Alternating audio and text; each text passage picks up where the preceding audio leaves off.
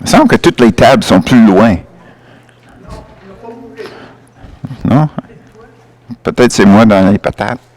Je sais pas. Naturellement, notre étude a commencé avec qu'est-ce que moi je ressentais parfois, c'est que je n'arrive pas à la hauteur. C'est juste un feeling que j'avais. Puis j'ai réalisé que ce mot-là, hauteur, c'est pas précis. Donc, ça démontre comment on peut avoir les sentiments qui ne sont pas fondés sur quelque chose de tangible. As-tu jamais vécu ça? Tu sais, d'avoir un sentiment en dedans que, mettons, tu es coupable de quelque chose, mais tu sais pas quoi. Différentes choses peuvent nous atteindre émotionnellement. Donc, je ressentais que après tant d'années comme chrétien, j'aurais dû atteindre une certaine hauteur, mais je savais pas c'était quoi cette hauteur-là, parce que ça, c'est juste une autre façon de dire standard. Après tant d'années, tu sais, après 6 ans à l'école, on va au secondaire, après secondaire 5, mais on va à un autre. Donc, il y a des standards, il y a des niveaux. Donc, comme chrétien, est-ce qu'il y a des niveaux pour les chrétiens? Après être sauvé 2 ans, est-ce qu'on devrait atteindre un certain niveau? Après être sauvé 5 ans, est-ce qu'on devrait être, je sais pas quoi, rentrer dans le ministère ou d'être super chrétien ou quelque chose, là? Donc, l'imagination rentre, puis avec ça amène une émotion, un sentiment. Donc, le sentiment que je ressentais après avoir été sauvé pendant 40 ans de temps, est-ce que j'atteindais un certain niveau face à Dieu que j'aurais dû rencontrer à quelque part. Donc, la raison que je ressentais que j'arrivais pas à la hauteur. Donc, j'ai commencé là et j'ai réalisé l'auteur qu'on cherche, ça a toujours été écrit dans les Écritures. L'auteur qu'on cherche, c'est de se renier. L'abandon total. Ramasser notre croix chaque jour et suivre Jésus. Donc, je ne sais pas combien de temps que ça nous prend avant qu'on arrive à la place qu'on peut prendre un pas vers le devant en disant « je m'aligne envers ça ». Tu sais, je sais que quand j'étais nouveau sauvé, j'avais l'impression qu'avec le Seigneur, toutes les choses qui me nuisaient seraient balayées, puis je pourrais commencer à courir tout de suite. Est-ce que vous avez vécu ça? Ça s'appelle zèle, la zèle. Donc, pour moi, c'est quand, OK, je pars, puis à course, puis on n'arrête pas jusqu'à la fin. Mais à un moment donné, on rencontre la boîte, on rencontre des détours, on rencontre des différentes choses. Et puis là, à un moment donné, on réalise quoi? Que c'est un peu plus que qu'est-ce qu'on avait pensé. Autrement dit, on se rend compte aussi. On réalise nos limitations. Et aujourd'hui, on va parler un peu de la vie de Pierre. Son cheminement avec le Seigneur. Donc, la première session que nous avons faite, c'était basée sur l'abandon total, de se renoncer à soi-même.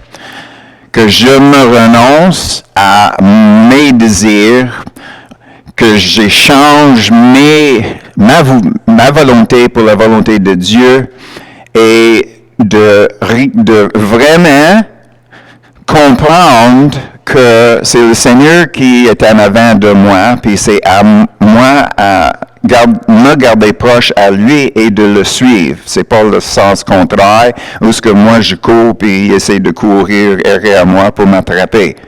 Puis je demande la bénédiction. Non, c'est vraiment le sens contraire. Puis la deuxième session que nous avons faite, c'est que comment est-ce qu'on mesurait le niveau qu'on s'est renoncé à nous? Puis c'est par l'amour. C'est par l'amour que nous avons pour ceux qui sont autour de nous. Puis là, on a réalisé qu'il y a beaucoup de chrétiens qui vivent dans une illusion. Parce que les Écritures disent, si tu peux pas aimer celui que tu vois, ton voisin, ton frère, tu peux pas aimer Dieu. C'est une illusion de penser que tu aimes Dieu si tu n'aimes pas ton prochain. Donc, il y a beaucoup de chrétiens. Moi, peut-être j'ai vécu ça dans ma vie, je sais pas.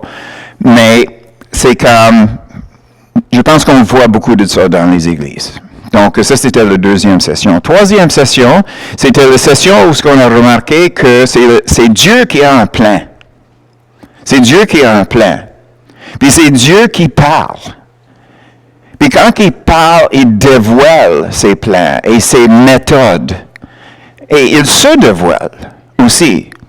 Puis il donne direction, mais il n'est pas quelqu'un comme dans un ministère ou dans une certaine direction sans qu'il va avec. Donc ça, c'était notre troisième session. Aujourd'hui, on va regarder Pierre, comme j'ai dit, puis on va rester toujours avec l'idée que, premièrement, à la fin, il y a trois réponses que je veux entendre. Premièrement, c'est que, est-ce qu'il y a quelque chose qui a été dit aujourd'hui qui t'a frappé? Une écriture ou un commentaire. La deuxième chose, c'est que qu'est-ce que Dieu veut que tu fasses avec ça? Qu'est-ce que Dieu veut que tu fasses avec ça? Puis la troisième chose, c'est de transmettre ça en prière. Parce qu'on a appris que quand que Dieu dévoile quelque chose, c'est le temps de commencer à prier. Puis on prie, on bâtit par-dessus qu'est-ce qu'il avait dit. Si on veut avancer, tu sais, il nous donne un pas à prendre, il nous rencontre là, puis il amène une bénédiction, mais c'est pas la fin. C'est le premier pas. Puis il veut qu'on prenne un deuxième puis un troisième. Mais dans ça, il faut réaliser qu'il y a des étapes par lesquelles on passe. La première chose, c'est qu'il fallait qu'on le connaisse. Il fallait qu'on le connaisse. Parce qu'avant qu'on le connaisse, on ne peut pas l'aimer. Si on le connaît, on peut l'aimer. Une fois qu'on est rendu à ce point-là, maintenant, on peut le croire. Mais on n'est pas rendu à le faire encore. Parce que le fait qu'on le croit, ça ne dit pas qu'on fait de quoi, parce que là, ça prend la confiance. Et finalement, une fois que nous avons cette confiance-là, que Dieu est capable de faire, qu'est-ce qu'il avait dit, en ce moment-là, on peut obéir. Donc, il y a une transition, puis tout est basé sur connaissance, l'amour, le croire, le faire confiance, l'obéissance, puis finalement, on va le voir œuvrer avec nous, à l'intérieur, ou à travers de nous, dans la vie des autres.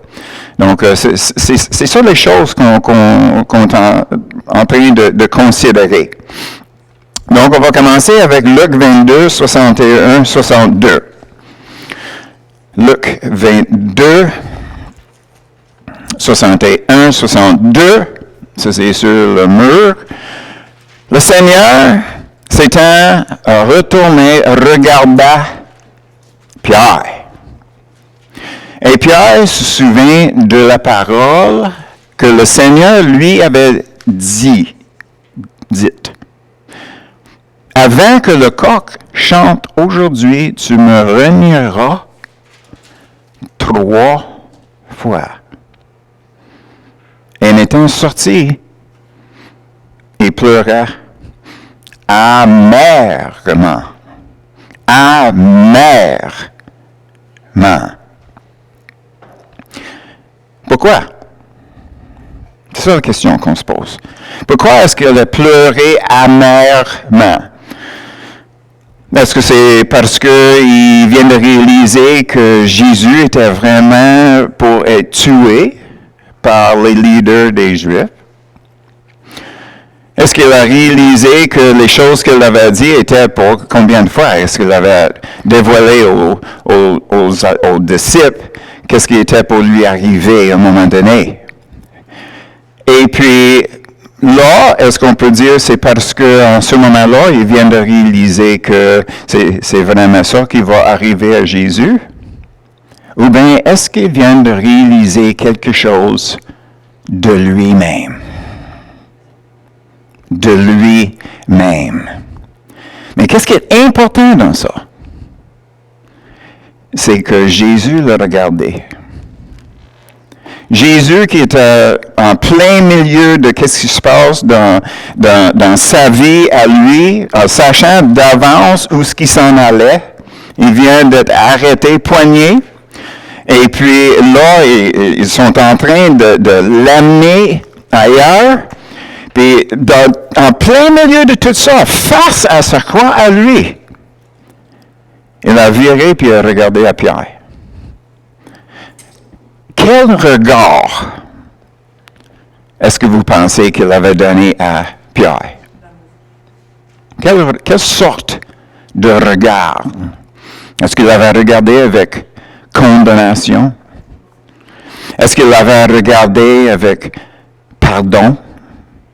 Est-ce qu'il l'avait regardé en disant, je te l'avais dit, tu ne me croyais pas?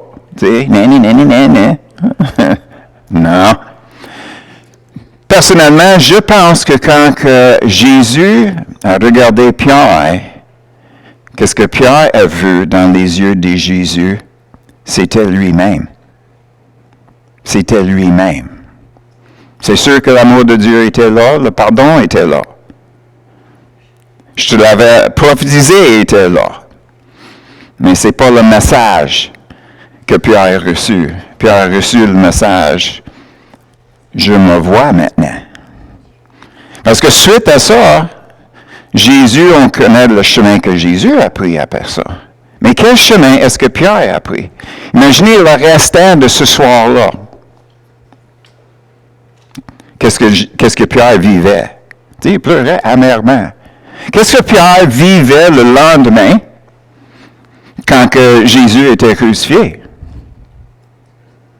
Qu'est-ce que Pierre a vécu quand il voyait que Jésus était mort, enlevé de sa croix, et là, il était amené au tombeau. Il était enterré, façon de parler. Pierre a vécu quelque chose dans tout ça. Comme nous autres, on aurait vécu quelque chose. Donc, on voit que Jésus lui a dit, dans Jean 13, 36, on va regarder Jean 13, 36. Simon-Pierre lui dit, « Seigneur, où vas-tu? » Jésus répondit, « Tu ne peux pas me suivre où je vais, mais tu me suivras plus tard. » Il y a deux aspects à regarder ici. En général, on pense au ciel. C'est quand on pense que Jésus disait, « Moi, je m'en vais au ciel. Maintenant, vu que tu es toujours vivant, tu ne peux pas me suivre. Mais éventuellement, quand que tu meurs, quand que tu es mort, là, tu veux me suivre. » Mais il y a une autre partie avec ça. Quand on a regardé qu'est-ce que Jésus a dit, il a dit, « Fallait que tu te renonces à toi, renonce ta croix à chaque jour, puis tu me suives. » Tu me suives. Où est Jésus quand on le suit? Ben, lui est au ciel. Mais ici, il dit, « Maintenant, tu peux me suivre. » Est-ce que c'est parce que la condition des disciples n'était pas à la place où ce qu'ils pourraient le suivre dans leur ministère, dans leurs appels, parce que ça prenait le Saint-Esprit. Maintenant, tu ne peux pas me suivre. Pourquoi? Tu n'as pas la capacité pour le faire. Puis là, on regarde dans le verset 37 puis 38. Seigneur, lui dit Pierre, pourquoi ne puis-je pas te suivre maintenant? Je donnerai ma vie pour toi. Là, on voit Pierre ici un peu. Jésus répondit, tu donnerais ta vie pour moi. en vérité, je te le dis, le coq ne chantera pas que tu me renies 3 fois. Luc 22, 32. Mais j'ai prié pour toi afin que ta foi ne défaille point et toi, quand tu seras converti. Quand tu seras converti. Ça, c'est le message pour nous autres aujourd'hui. Est-ce que nous sommes convertis? Pierre pensait qu'il était converti. Il était disciple. On va regarder un peu plus. Mais gardez ce mot-là, converti. Converti. Donc, qu'est-ce qu'on va regarder? On va regarder la conversion de Pierre. Les étapes. Qui Pierre était? Bien, premièrement, il était un disciple de Jésus. Mais Jésus vient de dire que il fallait que tu sois converti. Donc, il y a quelque chose qu'il faut se passer en toi. Après ça, on va voir Pierre et son égoïsme. Comment qu'il se voyait. Là, on va voir la repentance de Pierre. Puis là, on va voir la transformation de Pierre. Donc, qui était Pierre comme disciple? OK, Luc 5, 4 à 5. Lorsque il cessait de parler, il dit à Simon, « Avance en pleine eau et jetez vos filets pour pêcher. » Simon lui répondit, « Maître, c'est nous autres qui sommes les maîtres des poissons. » Hein? Ben, voyons donc. C'est ça qu'on dit là au Québec. Peut-être aux îles. Voyons donc. Nous avons travaillé toute la nuit, sans rien prendre. Mais, sur ta parole, je jetterai le filet. Donc, on voit que Pierre était obéissant. Même quand il n'avait aucune raison pour croire, il a décidé de le faire pareil. Donc, on voit que Pierre était obéissant. Puis dans le verset 8, quand il vit cela, Simon-Pierre tomba aux genoux de Jésus et dit, « Seigneur, retire de moi parce que je suis un homme pécheur. » Donc, on voit qu'il était au courant de son état moral. Il aurait pu dire, « Je suis un pécheur. » Mais ça, en français, c'est fun parce que c'est un jeu de mots. Je suis un pécheur, puis il ne le disait pas à cause de l'odeur des poissons. Il était pécheur à cause de l'odeur du péché. Hein? OK. Donc, on voit qu'il était conscient de son état moral à ce moment-là. Mais le verset 11... Et ayant ramené les barques à terre, ils laissèrent tout et le suivent. Il s'est abandonné tout pour Jésus. C'est quand même fort, là. Tu sais, ça, c'est un verset après l'autre. Ding, ding, ding, ding, ding, ding. Puis on voit le Pierre qui est venu à Jésus. Matthieu 14, 28. Si c'est toi, Seigneur, appelle-moi. Pierre était un homme de foi. Il sautait de la barque. Est-ce que, qui ici serait si près? On va dire qu'il avait 11 disciples dans le bateau, puis il y en avait juste une qui dit, « T'es capable. » Donc, vraiment un homme de foi. Matthieu 16, 15 à 17.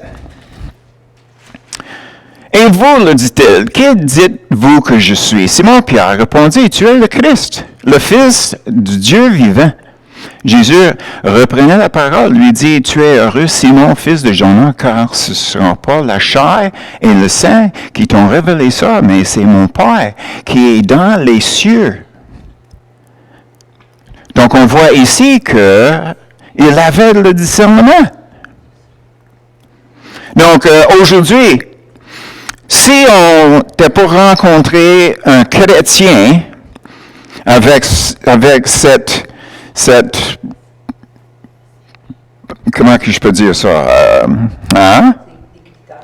C'est ça. Un vécu comme ça. Un quoi? Oui, un portfolio. Avec un portfolio, qu'est-ce qu'on penserait de cette personne-là? Connais-tu quelqu'un de même? Est-ce que vous connaissez quelqu'un qui est à ce niveau-là?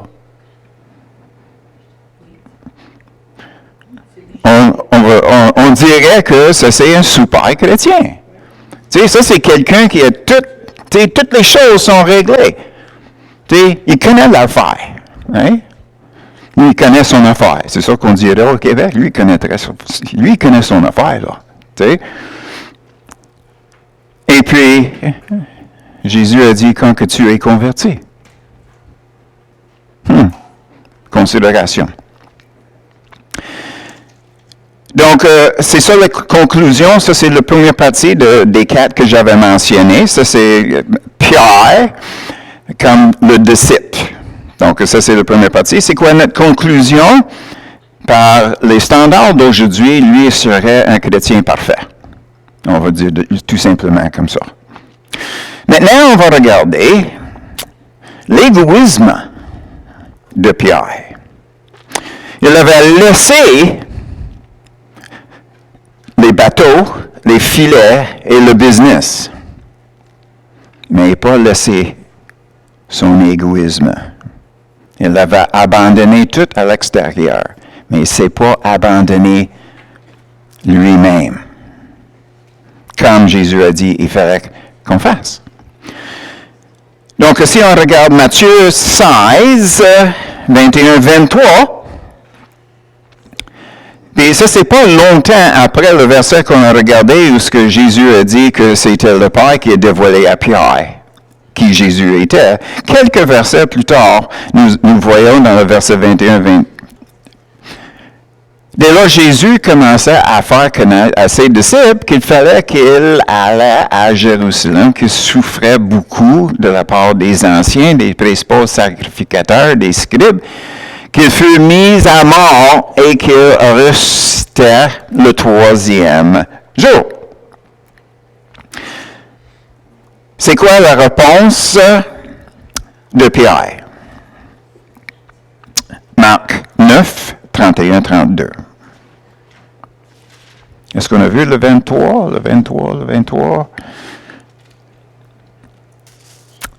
Est-ce qu'on avait vu le 23? Le verset 23. Est-ce que je l'ai lu? OK, on va regarder, c'est ça. Matthieu 16, le verset 23. 16, le verset 23. Ah, OK. Mais Jésus se tournant, dit à Pierre, arrière de moi, Satan. Quelques versets avant, le Père te parlait. Mais maintenant, Satan te parle.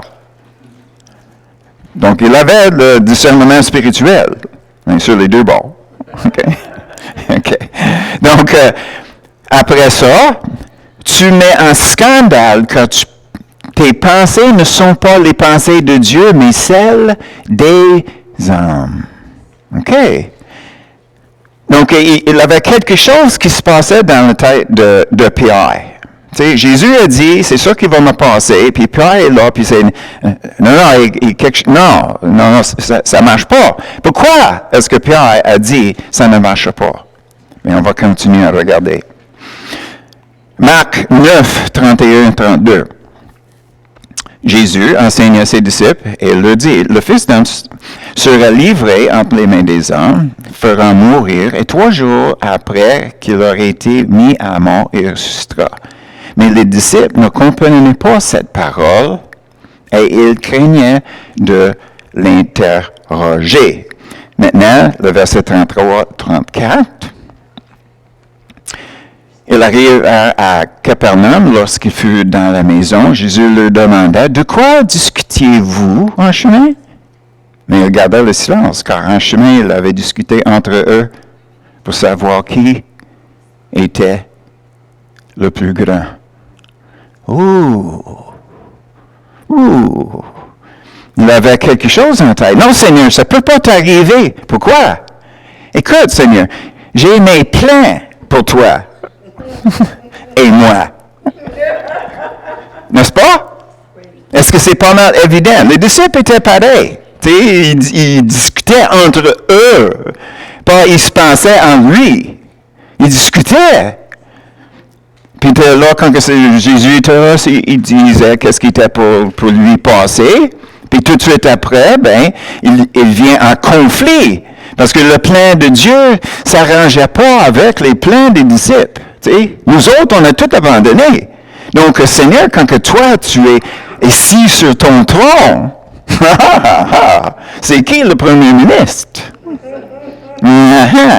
Et vous, les Juifs, là, bon, on va se venger après vous autres. J'ai des plans. Donc, on voit qu'est-ce qui se passait dans la tête. Matthieu 16, 24. Matthieu 16, 24. Alors Jésus dit à ses disciples, « Si quelqu'un veut venir après moi, qu'il renonce à lui-même, qu'il se charge de sa croix et qu'il me suive. » Ça, c'est le verset 24. Le verset 23, c'est juste que Jésus lui disait que ça, c'est pas les plans de Dieu, c'est les plans des hommes.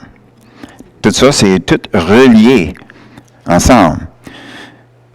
Donc, on voit que renoncer à lui-même, ce n'était pas le cas de Pierre encore.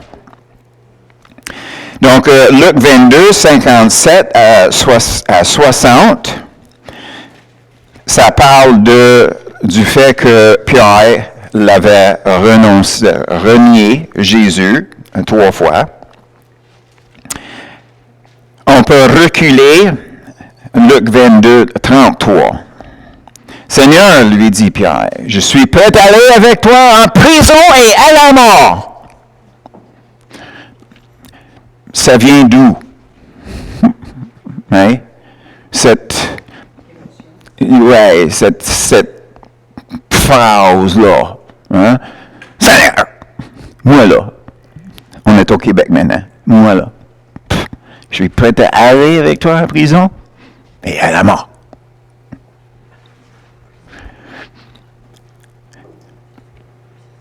Pas orgueilleux? Est-ce que Pierre était orgueilleux un peu? Est-ce qu'il était un peu... à quelque... Hein? Il était sanguin. Oui, pas mal sanguin, ça c'est sûr.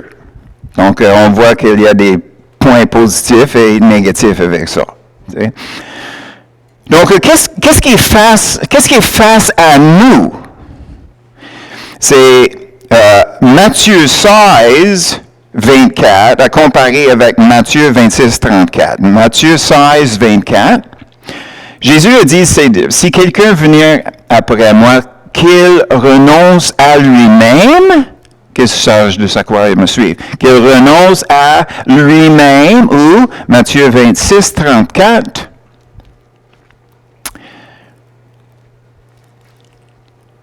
Tu me renieras 3 fois. Nous avons un choix.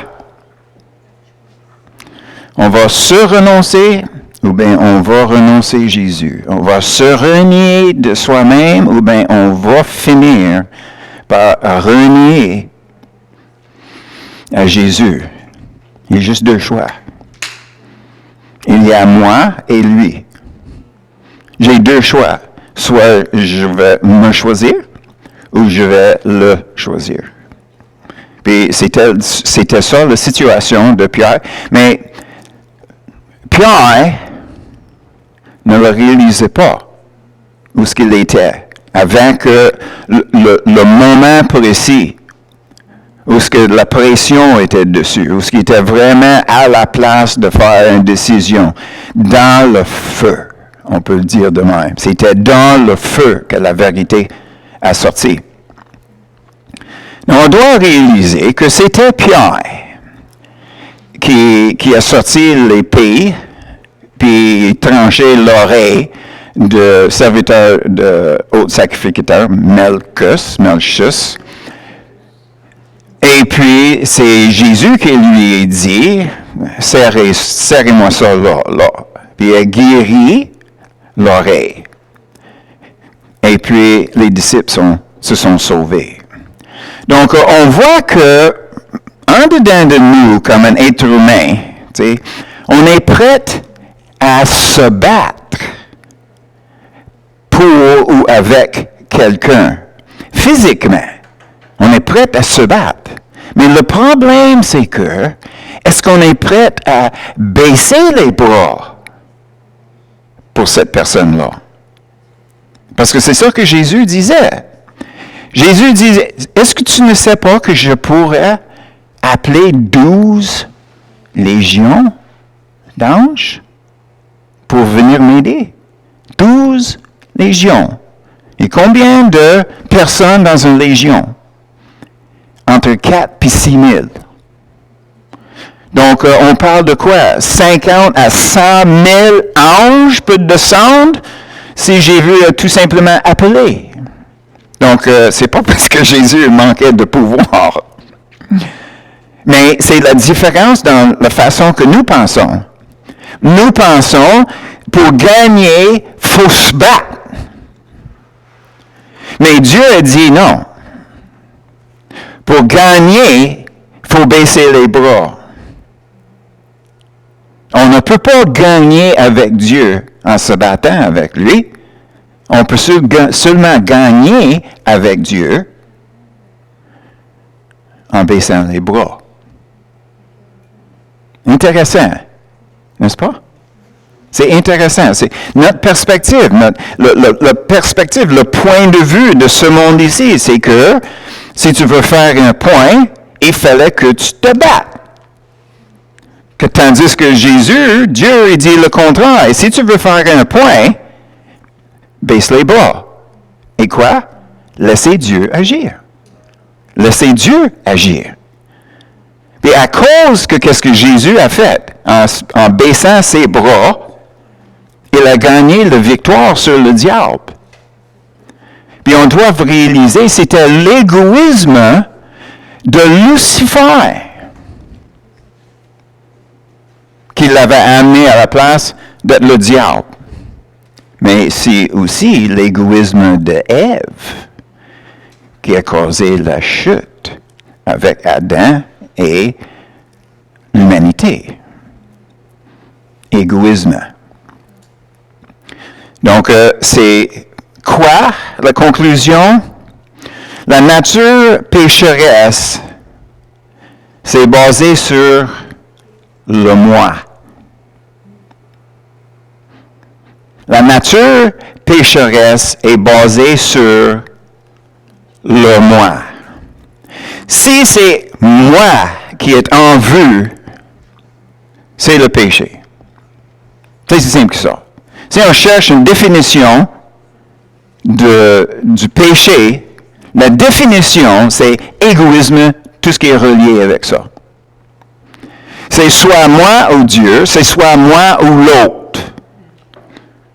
Si c'est moi, mes plans, mes desseins, ma future, ma prospérité, ma santé, ma famille, ma ci, ma ça, moi, je.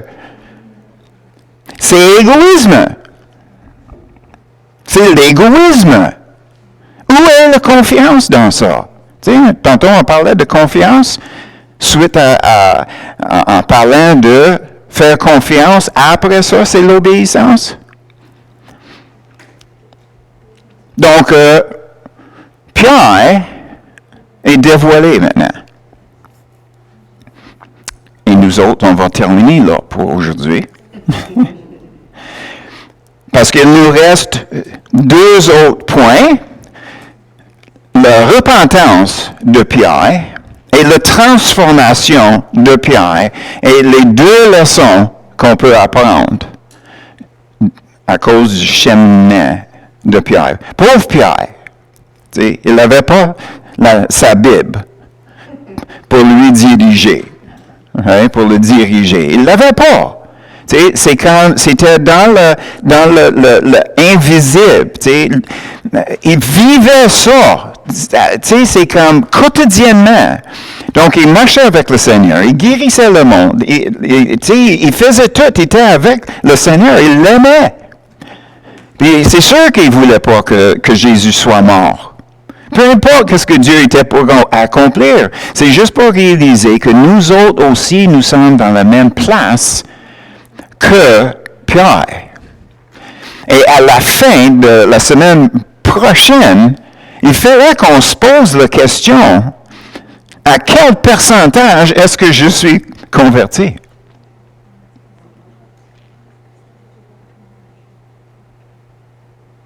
À quel pourcentage? Parce que tu ne peux pas avoir les deux. On ne peut pas avoir le monde et le Seigneur. Et pendant qu'on essaie ça, on est malheureux dans le monde et on est malheureux dans le Seigneur. Parce que ça prend l'abandon total. Total pour vivre qu'est-ce qu'on dit on veut vivre. Mais peut-être on va se voir et on va réaliser, en réalité, j'aimerais mieux que Dieu soit ma serviteur que d'être sa serviteur, son serviteur. C'est qui va servir qui? Et puis c'est quoi notre attitude? Quotidiennement. Puis je retourne à ce qu'on a déjà regardé pour finir. Si quelqu'un dit qu'il aime Dieu, puis il n'aime pas son frère qu'il puisse voir, il vit dans une illusion. Donc, il fallait qu'on regarde les autres autour de nous. Il fallait qu'on se regarde. Il fallait qu'on demande la question, est-ce que mon cœur est tellement petit qu'il y a juste assez de place là-dedans pour moi et mes projets? Ça, c'est comme le début du film Le Grinch. Tu sais, le début, il checkait pour voir dans quel état que son cœur était, puis tu le voyais sur l'échelle, puis c'était de plus en plus petit, puis il était tellement content. Mais c'est ça, il fallait que nous autres, on pose la même question. Est-ce que nos mondes sont tellement petits que j'ai juste la place pour moi là-dedans? Et tous les autres, tout le reste passe à côté. Il fallait que ça se trouve dans mes plans pour considérer les autres. Ça, c'est l'abandon total à soi-même. À soi-même. Mais ce n'est pas l'abandon total envers Dieu. Amen? Donc, les trois questions.